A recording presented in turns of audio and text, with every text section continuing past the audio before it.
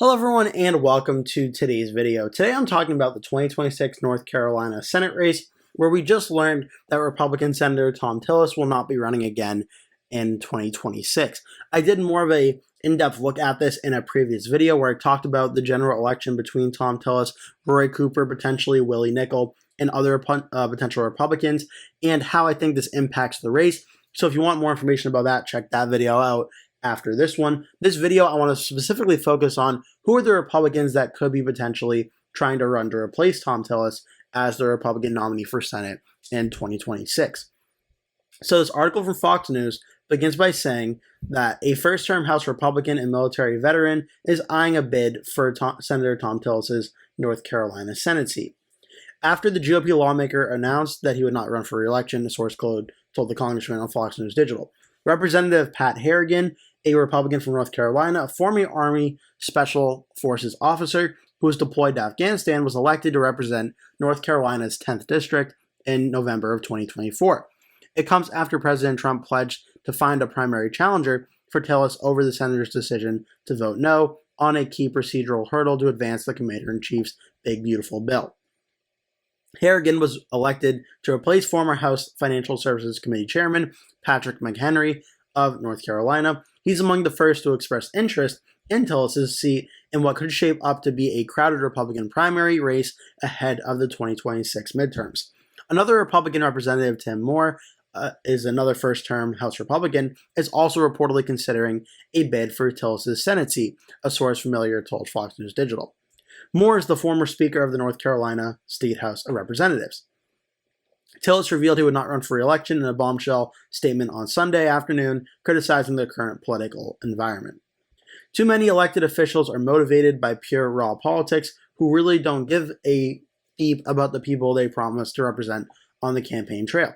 After they got elected, they don't bother to do the hard work, research the policies they seek to implement, and understand the consequences those policies could have on that young adult living in a trailer park struggling to make ends meet, Tillis said. As many of my colleagues have noticed over the last year, and at times even joked about, I haven't exactly been excited about running for another term. That is true since the choice is between spending another 6 years navigating the political theater and partisan gridlock in Washington, or spending time with the love of my life, Susan, or our 2 children and 3 beautiful grandchildren and the rest of our extended family back home. The statement came out on the second continuous day that senators are wrestling with the One Big Beautiful Bill, a vast piece of legislation advancing Trump's agenda on tax, immigration, energy, defense, and the national debt. Tillis said he had objections to the bill's spending cuts targeting Medicaid, arguing they would be damaging to rural communities and hospitals in North Carolina, which that could be a very legitimate concern and one the Democrats, I'm sure, are going to use in campaign advertising for November of 2026, and that could play a very big role. The Senate voted 51-49 to begin debate on the legislation late on Saturday. Tillis and Senator Rand Paul of Kentucky were the only 2 Republicans to vote no on that motion. Trump posted on Saturday, numerous people have come forward wanting to run in the primary against Senator Thom Tillis. I'll be meeting with them over the coming weeks, looking for someone who will properly represent the great people of North Carolina and, so importantly, the United States of America. Thank you for your attention to this matter. So, talking about this race and who the Republicans could be, the article, as I just showed you, mentions Pat Harrigan and Tim Moore as potential Republicans. But there are a lot of Republicans that could be running for this race. Right now, 2 Republicans are in this race. Dan Brown, a candidate for the 8th District in 2024, who's attempting the primary challenge Thom Tillis when he was in this race. He is running, and Andy Nilsen, a teacher's assistant. But it's more likely than not another Republican will probably be the Republican nominee, especially if they get the endorsement of President Trump. It should be worth noting back in 2022, Republican Senator Ted Budd of North Carolina got the endorsement from President Trump very early on in the campaign cycle. President Trump wanted to weigh into that Senate race, and I think he'll likely want to do that once again here. 2 Republicans, Brooks Agnew and Licia Sobhatu, have filed paperwork to run as Republicans. Michelle Morrow, a nurse and nominee for Superintendent of Public Instruction in 2024, has publicly expressed interest. But a handful of Republicans, including well-known U.S. representatives, have been viewed as potential candidates. They include Phil Berger, the president pro tempore of the North Carolina Senate. They have Dan Bishop, the deputy director of the Office of Management and Budget and former U.S. Representative of North Carolina's 8th District from 2019 to 2025, and the Attorney General nominee in 2024. Destin Hall, Speaker of the North Carolina House of Representatives from 2025 on. Pat Harrigan, who I mentioned, U.S. Representative from the 10th District. George Holding, former U.S. Representative for North Carolina's 2nd Congressional District. Richard Hudson, U.S. Representative from the 9th District. Brad Knott, U.S. Representative from the 13th District. Tim Moore, again, who the article mentioned, U.S. Rep from the 14th District. Greg Murphy, U.S. Representative from the 3rd District. And this is where things get very interesting. President Trump's daughter-in-law, Laura Trump, former co-chair of the Republican National Committee and daughter-in-law of the president, as also a North Carolina native who I believe grew up in North Carolina. She's listed as a potential candidate. There was some interest in potentially running back in 2022 before she decided not to, and President Trump endorsed Ted Budd. Laura Trump is mentioned, as well as chair of the Republican National Committee, Michael Whatley, who is also from North Carolina. So there are a lot of Republicans that could potentially run. And it depends on how many actually will decide to run. And does President Trump endorse any of them out of the gate? Because if President Trump throws his support behind his daughter-in-law, Laura Trump, I'd imagine that would essentially be the primary right there. She would have the president's endorsement, and she would probably win without too much of a problem. But that goes without saying for really any Republican getting the president's endorsement.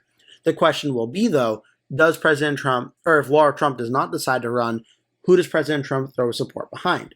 Well, then it could be Michael Whatley, chair of the RNC. It could be any one of these number of U.S. representatives. The name I've seen going around online that seems to be the most popular has been Pat Harrigan as a potential endorsement opportunity for President Trump. He just got elected in 2024, so he is very new to the U.S. House of Representatives, but his background as an Army Special Forces officer and winning that election in 2025 could be something very attractive to President Trump and the Trump administration in trying to get him to run for this seat and what's going to be a very competitive general election.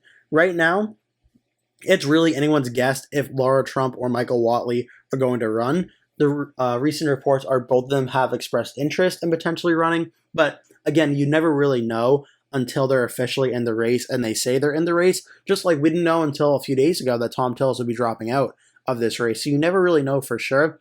My initial gut instinct is that I think Laura Trump is probably not going to run for Senate, as this feels very similar to how things were going back in 2022 when she was considering running but ultimately decided not to. My gut instinct is that she will not run, but if she does, I would imagine that would clear the field for Laura Trump.